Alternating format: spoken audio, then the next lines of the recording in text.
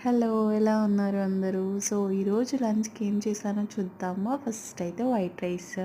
White రైస్‌తో పాటు టమాటా పప్పు.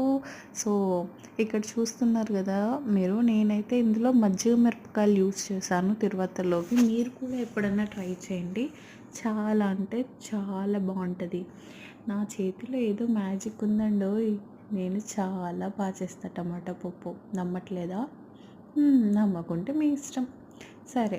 సో, పప్పు ఒక్కటేనా అంటే కాదు. చూస్తున్నారు గదా! పన్నీర్ కర్రీ కూడా. ఆ టెక్స్చర్ చూడండి ఎంత బావుందో. టేస్ట్ కూడా అంతే బావుంది.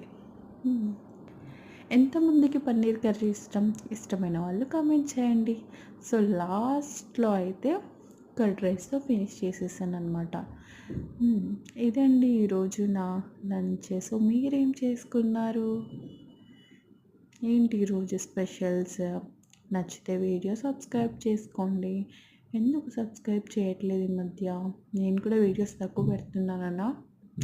అలా అనుకోకండి.